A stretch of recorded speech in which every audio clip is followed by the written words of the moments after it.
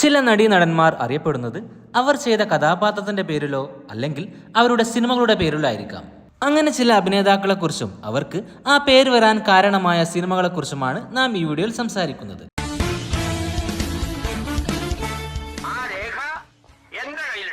1992 കമൽ സംവിധാനം ചെയ്ത് മുകേഷ്, മധുബാല എന്നിവർ കേന്ദ്ര കഥാപാത്രങ്ങളെ അവതരിപ്പിച്ച് പുറത്തിറങ്ങിയ ചിത്രമാണ് എന്നോടിഷ്ടം കൂടാമോ. ആ സിനിമയുടെ സഹസംവിധായകരായിരുന്നു ലാൽ ജോസും ദിലീപും. ആ സിനിമയിൽ ദിലീപ് ഒരു ചെറിയ കഥാപാത്രത്തെ അവതരിപ്പിച്ചിരുന്നു. ഗോപാലകൃഷ്ണൻ പത്മനാഭൻ പിള്ള എന്ന ദിലീപ് ആ സിനിമയിൽ അവതരിപ്പിച്ച കഥാപാത്രത്തിന്റെ പേരും ദിലീപ് എന്ന് തന്നെയായിരുന്നു. എടുപ്പുണ്ടാവാനെന്താ, അവളുടെ മുമ്പിൽ ആന നടക്കുന്നുണ്ട്. നീ സൂക്ഷിച്ചു നോക്കിയിട്ടില്ലേ ദിലീപേ, അവളുടെ മുമ്പിൽ ശരിക്കും 2 ആന നടക്കുന്നുണ്ട്. ആ സിനിമയിൽ പ്രകാശ് അവതരിപ്പിച്ച വെട്ടുകിളി എന്ന കഥാപാത്രത്തിന്റെ പേരിലാണ് അദ്ദേഹവും പിന്നീട് അറിയപ്പെട്ടത്.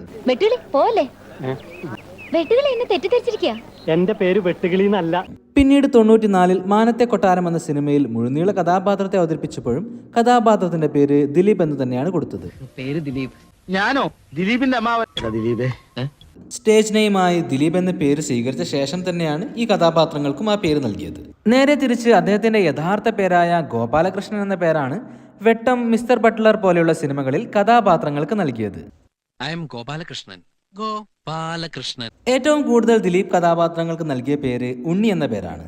ആലഞ്ചേരി തമ്പ്രാക്കൾ, ഉല്ലാസ പൂങ്കാറ്റ്, പഞ്ചാബി ഹൗസ്, ഈ പറക്കും തളിക, തിളക്കം, റൺവേ, കൊച്ചി രാജാവ്, ദി ഡോൺ, സ്വന്തം ലേഖകൻ, കാര്യസ്ഥൻ, വെൽക്കം ടു സെൻട്രൽ ജയിൽ പോലെ ഒരുപാട് സിനിമകളിൽ ദിലീപ് കഥാപാത്രങ്ങൾക്ക് ഉണ്ണി എന്ന പേരാണ് നൽകിയത്.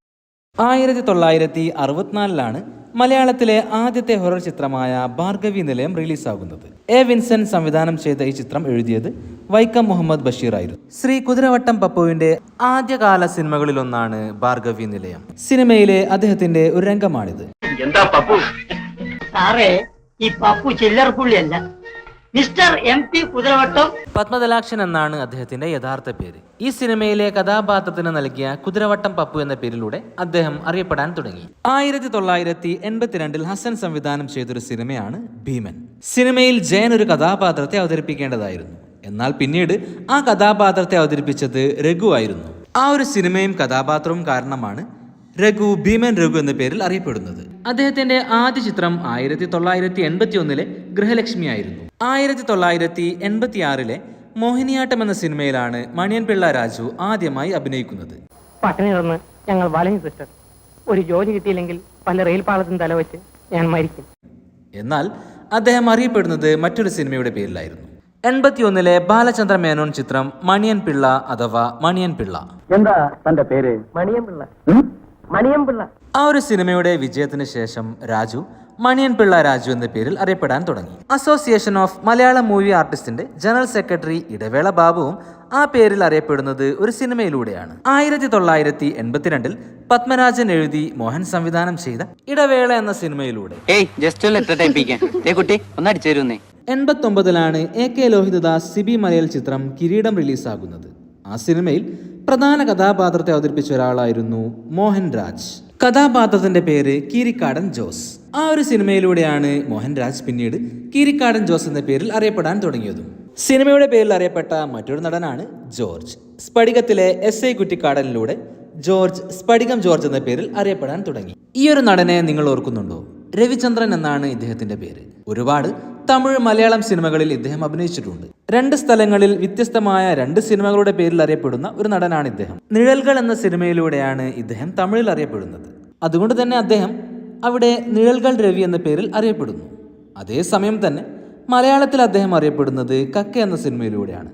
അതുകൊണ്ട് കേരളത്തിൽ അദ്ദേഹം കക്ക രവി എന്ന പേരിലും അറിയപ്പെടുന്നു. മറ്റൊരു രവിയും സിനിമയുടെ പേരിൽ അറിയപ്പെടുന്നുണ്ട്, ജയം രവി. 2003 ജയം എന്ന സിനിമയിലൂടെയാണ് മോഹൻ രവി എന്ന നടൻ ജയം രവി എന്ന പേരിൽ അറിയപ്പെടാൻ തുടങ്ങിയത്. ഒരുപാട് സിനിമകൾ ആദ്യം ഉദ്ദേശിച്ച പേര് പിന്നീട് മാറ്റിയതായി നാം കണ്ടിട്ടുണ്ട്. എന്നാൽ ചില വിവാദങ്ങൾ കൊണ്ട് മാത്രം പോസ്റ്റർ റിലീസായതിനു ശേഷം പേര് മാറ്റിയ സിനിമകളെ കുറിച്ച് മാത്രമാണ് നാം സംസാരിക്കുന്നത്. മലയാളികൾക്ക് ഏറ്റവും പ്രിയപ്പെട്ട ഒരു സിനിമയാണ് 1988 സത്യൻ അന്തിക്കാട് സംവിധാനം ചെയ്ത് റിലീസ് ചെയ്ത പൊന്മുട്ടയിടുന്ന താറാവ് എന്ന ചിത്രം. എന്നാൽ ആ സിനിമയ്ക്ക് വേണ്ടി ആദ്യം ചെയ്ത പേരും പോസ്റ്ററും മറ്റൊന്നായിരുന്നു. പൊന്മുട്ടയിടുന്ന തട്ടാൻ എന്നായിരുന്നു സിനിമയുടെ പേര്. പിന്നീട് തട്ടാൻ കമ്മ്യൂണിറ്റി ഉണ്ടാക്കിയ വിവാദം കാരണം സിനിമയുടെ പേര് പൊന്മുട്ടയിടുന്ന താറാവ് എന്നാക്കി മാറ്റി. സുരേഷ് ഗോപിയുടെ വരാനിരിക്കുന്ന ചിത്രമാണ് ഒറ്റക്കൊമ്പൻ. ഈ സിനിമയുടെ പേരും ആദ്യം പറഞ്ഞു കേട്ടത് കടുവാക്കൊന്നിൽ കുറുവച്ചൻ എന്നായിരുന്നു. സിനിമയുടെ ആ തരത്തിലുള്ള പോസ്റ്ററുകളും നമുക്ക് കാണാം. എന്നാൽ കടുവാക്കൊന്നിൽ കുറുവച്ചൻ്റെ കഥ പറയുന്ന മറ്റൊരു ചിത്രമായ ഷാജി കൈലാസ് സംവിധാനം ചെയ്ത് പൃഥ്വിരാജ് അഭിനയിക്കുന്ന കടുവ എന്ന സിനിമയുമായുള്ള വിവാദങ്ങൾക്കൊടുവിൽ സുരേഷ് ഗോപി ചിത്രത്തിൻ്റെ പേര് ഒറ്റക്കൊമ്പൻ എന്നാക്കി മാറ്റുകയായിരുന്നു. 2017 സനൽകുമാർ ശശിധരൻ സംവിധാനം ചെയ്ത മലയാളം ചിത്രമാണ് സെക്സി ദുർഗ. സെൻസർ ബോർഡിന്റെ ഇടപെടൽ കാരണം സിനിമയുടെ പേര് എസ് ദുർഗ എന്നാക്കി മാറ്റേണ്ടി വന്നു. ഇമാജിനേഷനെ നിങ്ങൾക്ക് സെൻസർ ചെയ്യാൻ കഴിയില്ല എന്ന് പറഞ്ഞുകൊണ്ടുള്ള പുതിയ പോസ്റ്റർ പിന്നീട് റിലീസ് ചെയ്തു. മലയാള സിനിമയിൽ ഏറെ പ്രസിദ്ധമായ ചില ഡയലോഗുകൾ പിന്നീട് സിനിമാ പേരുകളായി വന്നിട്ടുണ്ട്. രാംധനു എന്ന ബംഗാളി ചിത്രത്തിന്റെ മലയാളം റീമേക്കായി രാജേഷ് മോഹനൻ സംവിധാനം ചെയ്ത് ബിജു മേനോൻ കേന്ദ്ര കഥാപാത്രത്തെ അവതരിപ്പിച്ച് പുറത്തിറങ്ങിയ ചിത്രമായിരുന്നു സോൾട്ട് മാംഗോ ട്രീ.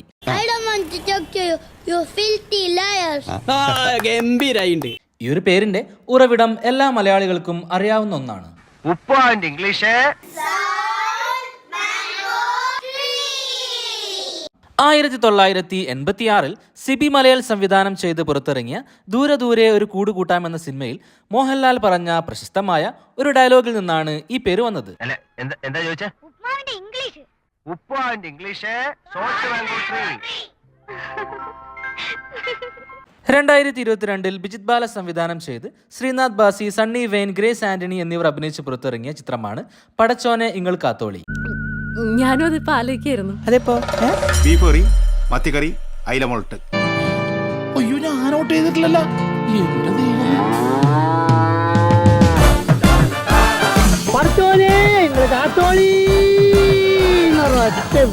1988 പ്രിയദർശൻ സംവിധാനം ചെയ്ത മോഹൻലാൽ ചിത്രമായ വെള്ളാനകളുടെ നാട് എന്ന സിനിമയിൽ കുതിരവട്ടം പപ്പുവിന്റെ കഥാപാത്രത്തിന്റെ പ്രസിദ്ധമായ ഒരു ഡയലോഗിൽ നിന്നുമാണ് ഈ സിനിമ പേര് വന്നത്.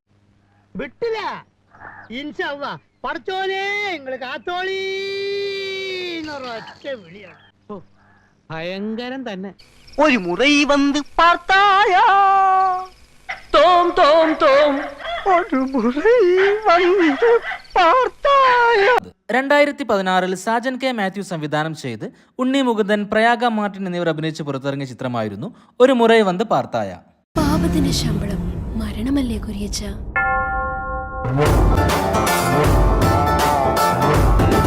ഈ ഒരു പേരിന്റെ ഉറവിടം പ്രസിദ്ധമായ ഒരു ഗാനത്തിൽ നിന്നുമാണെന്ന് അറിയാത്തവരായി ആരും തന്നെ ഉണ്ടാകില്ല. 1993 ഫാസിൽ ചിത്രമായ മണിച്ചിത്രത്താഴിലെ ആ പ്രസിദ്ധമായ ഗാനം. ഒരു മുறை വന്ന് പാർത്തായ, ഒരു മുறை വന്ന് പാർത്തായ.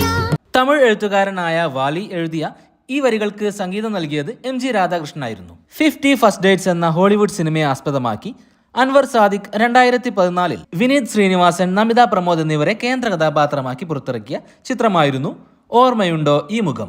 എനിക്ക് അവളെ അങ്ങനെ വിട്ടുകളയാൻ പറ്റില്ല.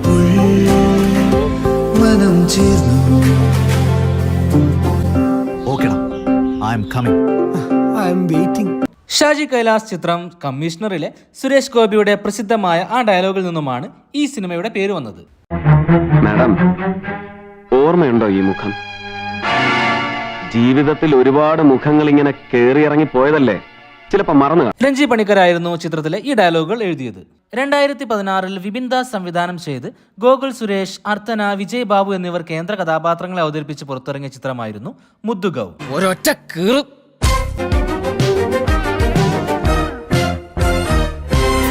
1994 മോഹൻലാൽ ചിത്രം തേന്മാവിൻ കൊമ്പത്തിലെ ഒരു ഡയലോഗിൽ നിന്നാണ് ഈ സിനിമയുടെ പേര് വന്നതെന്ന് നമുക്കെല്ലാവർക്കും അറിയാം.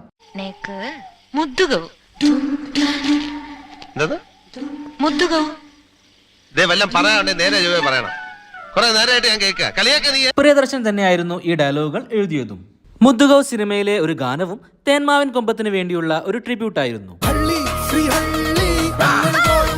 1993 രാജസേനൻ സംവിധാനം ചെയ്ത് ജയറാം, ശോഭന എന്നിവർ കേന്ദ്ര കഥാപാത്രങ്ങളെ അവതരിപ്പിച്ച് പുറത്തിറങ്ങിയ ചിത്രമായിരുന്നു മേലെ പറമ്പിൽ ആൺവീട്.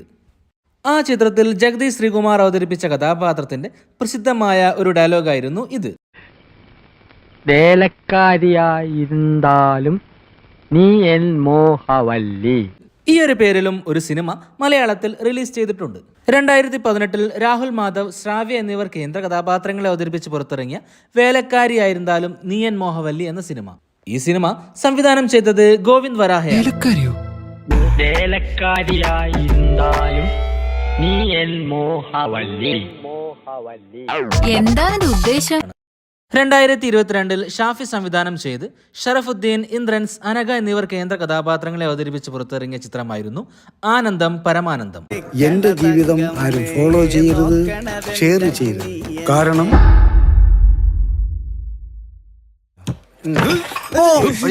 എന്തൊരു വെയിറ്റ് അളിയാ. ഇതാരും സമ്മതിച്ചേരൂലളിയ. മലയാളത്തിൽ പ്രസിദ്ധമായ ഈ മീമിനെ ഓർമ്മിപ്പിക്കുന്നതാണ് ആ സിനിമയുടെ പേര്. 1998 ശ്രീനിവാസൻ എഴുതി സംവിധാനം ചെയ്ത ചിന്താവിഷ്ടയായ ശ്യാമള എന്ന സിനിമയിൽ നിന്നായിരുന്നു ആ മീം പ്രസിദ്ധമായത്. അവിടെ പിന്നെ എന്താ ഉള്ളത്? ആനന്ദം, പരമമായ ആനന്ദം. 1977 ആനന്ദം പരമാനന്ദം എന്ന പേരിൽ ഒരു സിനിമ റിലീസ് ചെയ്തിരുന്നു. IV ശശിയായിരുന്നു ആ ചിത്രം സംവിധാനം ചെയ്തത്. കമൽഹാസൻ, ഉണ്ണിമേരി തുടങ്ങിയവരായിരുന്നു ആ ചിത്രത്തിൽ അഭിനയിച്ചതും. എന്തൊരു കഥയാണ്. ലോറിയിലെ കയറി ഉറങ്ങിയാ പോയി, കണ്ണു തുറന്നു നോക്കിയപ്പോ കോട്ടയത്താണ്. പ്രസിദ്ധമായ ചില ഗാനങ്ങളിൽ നിന്നും വന്ന സിനിമാ പേരുകളെ കുറിച്ചാണ് നാം ആദ്യം സംസാരിക്കുന്നത്. 1997 മോഹൻലാൽ ചിത്രം ചന്ദ്രലേഖ റിലീസാകുന്നത്. ആ സിനിമയിലെ പ്രസിദ്ധമായ ഒരു ഗാനമായിരുന്നു ഇത്. ഒന്നാം വട്ടം കണ്ടപ്പം ചെക്കന് ചിങ്കാരം. 1999 KK ഹരിദാസ് സംവിധാനം ചെയ്ത ഒരു കോമഡി ചലച്ചിത്രമായിരുന്നു ഒന്നാം വട്ടം കണ്ടപ്പോൾ. ചിത്രത്തിൽ ഹരിശ്രീ അശോകൻ, സുധീഷ് എന്നിവരായിരുന്നു കേന്ദ്ര കഥാപാത്രങ്ങളെ അവതരിപ്പിച്ചത്. ഒരു മാനസികാരോഗ്യ കേന്ദ്രത്തിൽ നിന്നും രക്ഷപ്പെടുന്ന രണ്ടുപേരുടെ കഥയാണ് ചിത്രം പറയുന്നത്. ചെറിയ കാര്യങ്ങൾക്കൊന്നും ഫോർമാലിറ്റീസ് വാങ്ങുന്നവനല്ല. പിന്നെ നിർബന്ധമാണെങ്കിൽ തരുന്ന ഫോർമാലിറ്റീസ് ഒന്നും വേണ്ടെന്നും പറയാറില്ല. ഫോർമാലിറ്റീസ് ഒന്നും മുടക്കണ്ട വക്കീലേ, ഒപ്പിടേണ്ടടുത്തൊക്കെ ഒപ്പിട്ട് കൊടുത്തേക്കൂ. 1991 കിലുക്കം ചിത്രത്തിലെ ഈ ഗാനം എല്ലാവരും ഓർക്കുന്ന ഒന്നാണ്.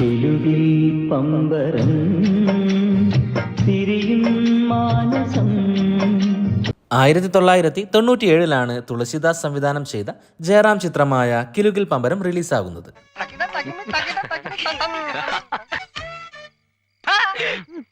1989 സിദ്ദിഖ് ലാൽ ചിത്രം രാംജി റാവു സ്പീക്കിംഗിലെ ഈ പ്രസിദ്ധമായ ഗാനം നിങ്ങൾ ഓർക്കുന്നില്ലേ?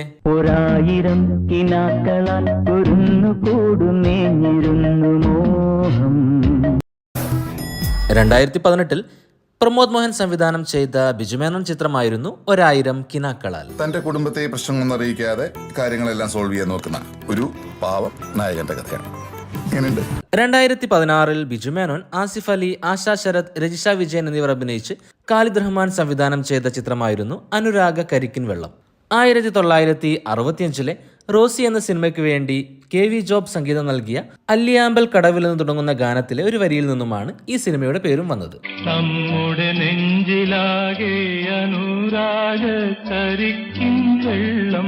സിനിമയിൽ തന്നെ അതിനുള്ള ഒരു റെഫറൻസും കാണിച്ചിട്ടുണ്ട്. നമ്മുടെ നെഞ്ചിലാകെ അനുരാഗ കരിക്കിൻ വെള്ളം. ശരിക്കും യേശുദാസ് പാടണമാരി ഉണ്ടായിരുന്നു. ഞാൻ പറഞ്ഞില്ലേ. 1969 പ്രേം നസീർ, സത്യൻ എന്നിവർ അഭിനയിച്ച് പുറത്തിറങ്ങിയ കൂട്ടുകുടുംബം എന്ന സിനിമയിലെ പ്രസിദ്ധമായ ഒരു ഗാനമായിരുന്നു ഇത്.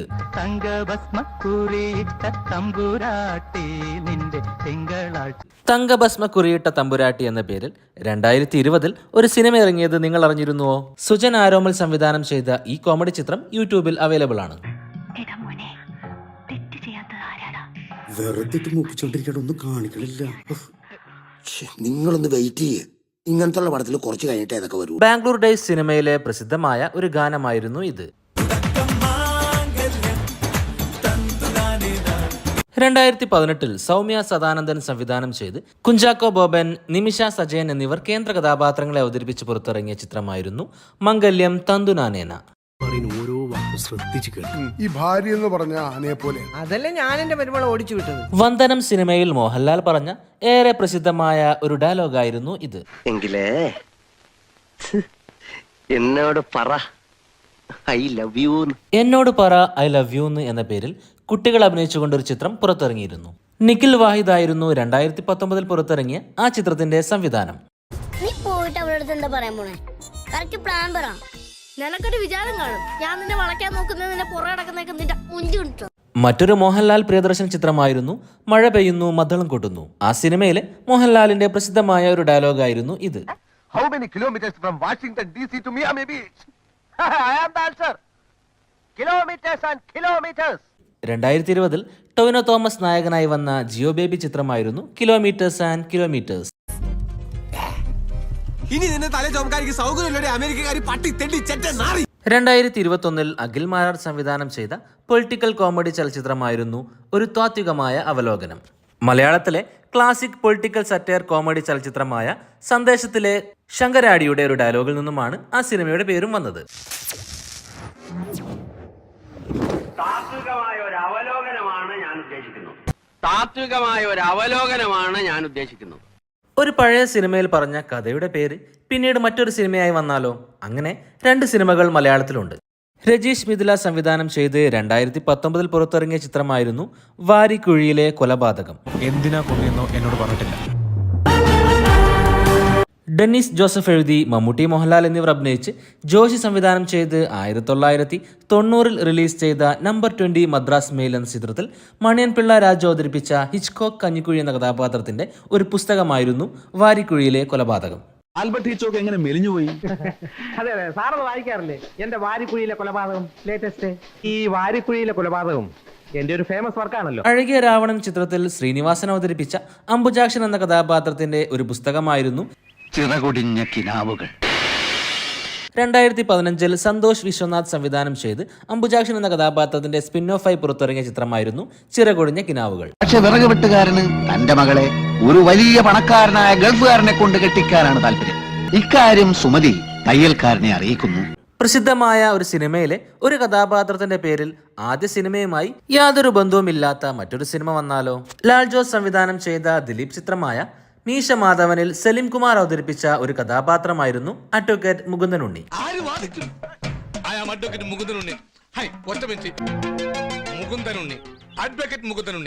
2022 അഭിനവ് സുന്ദർ സംവിധാനം ചെയ്ത വിനീത് ശ്രീനിവാസൻ ചിത്രമായ മുകുന്ദനുണ്ണി അസോസിയേറ്റ്സ് എന്ന സിനിമയുടെ പേരും ആ ഒരു കഥാപാത്രത്തെ ഓർമ്മിപ്പിക്കും വിധമായി. എനിക്ക് സക്സസ്ഫുൾ ആവാൻ കഴിഞ്ഞിട്ടില്ല. എന്താ പറ്റിയ സ്ട്രീറ്റ് ലാമ്പും വർക്ക് ചെയ്തിരുന്നില്ല.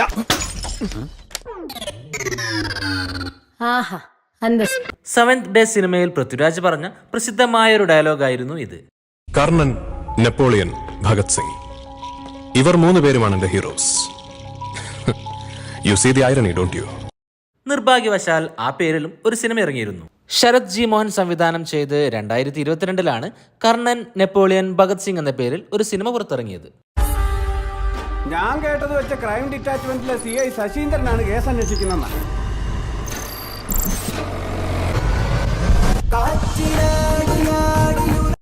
2023 ബാഷ് മുഹമ്മദ് സംവിധാനം ചെയ്ത് ലെന, സിദ്ദിഖ്, സുരാജ് വെഞ്ഞാറമൂട് എന്നിവർ അഭിനയിച്ച് പുറത്തിറങ്ങിയ ചിത്രമായിരുന്നു എന്നാലും എന്റെ അളിയ. ഞാൻ തിരിച്ചു വിളിക്കാം.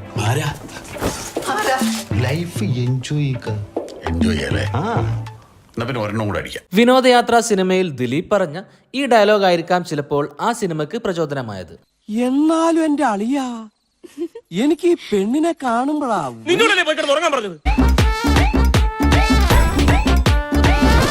എന്റെ അളിയ ഉറങ്ങില്ല. ഇതുപോലെ രസകരമായ സിനിമാ വിശേഷങ്ങൾ നിങ്ങൾക്കറിയാമെങ്കിൽ അവ കമന്റ് ചെയ്യുമല്ലോ.